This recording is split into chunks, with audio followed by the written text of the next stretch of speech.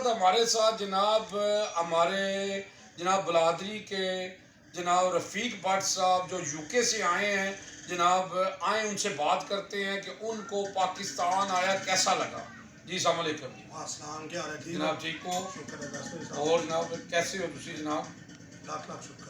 ਤੇ ਜਨਾਬ ਤੁਸੀਂ ਜਨਾਬ ਸਾਡੀ ਬਲਾਦਰੀ ਦੇ ਹੋ, ਬਲਾਦਰੀ ਦੇ ਬੰਦੇ ਨੂੰ ਤੱਕ ਕੇ ਅਸੀਂ ਉਂਝ ਹੀ ਖੁਸ਼ ਹੋ ਜਾਂਦੇ ਹਾਂ ਜਨਾਬ.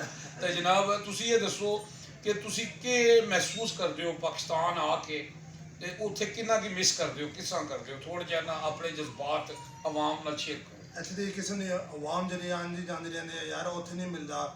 ਇੱਥੇ ਦੀ ਜਿਹੜੀ ਇਸਲਾਮ ਦੁਆ ਜਿਸਾ ਕਹਿੰਦੇ ਪਏ ਕਿ ਬਲਾਦਰੀ ਦੇ ਬੰਦੇ ਬਲਾਦਰੀ ਦੇ ਮਿਲ ਜਾਂਦੇ ਤਾਂ ਅੱਗੋਂ ਜਾ ਕੇ ਉਹਨਾਂ ਦੀ ਖੁਸ਼ੀਆਂ ਮਿਲਨੇ ਰੌਣਕ ਸ਼ੌਨਕ ਲੱਗਦੀ ਰਹਿੰਦੀ ਹੈ. ਤਾਂ ਅੱਗੋਂ ਜਾ ਕੇ ਉਹ ਚੀਜ਼ ਇੰਗਲੈਂਡ ਨਹੀਂ ਮਿਲਦੀ. ਤਾਂ ਅੱਗੋਂ ਜਾ ਕੇ ਅਸੀਂ ਜਿਸ ਜਾਂਦੇ ਅਸੀਂ ਵੀ ਕਹਿੰਦੇ ਕਿ ਯਾਰ ਸਾਡਾ ਮੁਲਕ ਔਰ ਸਾਡਾ ਟਾਈਮ ਕਿੱਥੇ ਇੱਕ ਕਿਸਮ ਦਾ ਖਤਮ ਹੁੰਦਾ ਹੈ.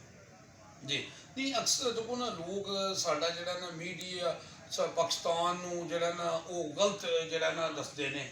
ਤੇ ਪਾਕਿਸਤਾਨ ਵਿੱਚ ਤੁਸਾਂ ਨੇ ਜਿਹੜਾ ਨਾ ਪਾਕਿਸਤਾਨ ਵਿੱਚ ਐਸੀ ਕਿਹੜੀ ਸ਼ੈ ਜਿਹੜੀ ਤੁਹਾਨੂੰ ਉੱਥੇ ਮਿਸ ਕਰਦੀ ਹੈ ਜਾ ਕੇ ਨਾ ਤੇ ਜਿਹੜੀ ਉੱਥੇ ਤੁਹਾਨੂੰ ਅੱਛੀ ਲੱਗਦੀ ਹੈ ਜਿਹੜੀ ਤੁਸੀਂ ਕਹਿੰਦੇ ਹੋ ਪਾਕਿਸਤਾਨ ਵਿੱਚ ਵੀ ਹੋਣੀ ਚਾਹੀਦੀ ਹੈ? ਜਿਹੜੀ ਇੱਥੇ ਦੀ ਕਿਸੇ ਨੇ ਮਿਸ ਕਰਦੇ ਇੱਥੇ ਦੀ ਰੋਟੀ ਕਿਸਮ ਦਾ ਫਰੈਸ਼ ਜਿਹੜਾ ਹੈ ਚੀਜ਼ ਮਿਲਦਾ ਹੈ, ਰੀਜਨਲ ਚੀਜ਼ ਜਿਹੜੀ ਮਿਲਦੀ ਹੈ ਉਹ ਅਸੀਂ ਮਿਸ ਕਰਦੇ ਹਾਂ.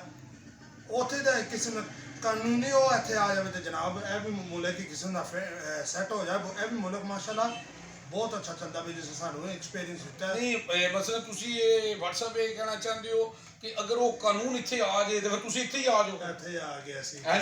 ਕੀ ਬਾਤ ਹੈ ਜੀ, ਕੀ ਬਾਤ ਹੈ ਜੀ.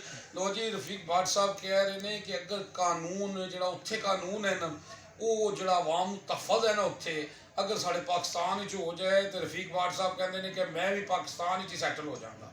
UG ਨਿਊਜ਼ ਜਾਵਾ ਜੀ ਜੇਲ੍ਹ.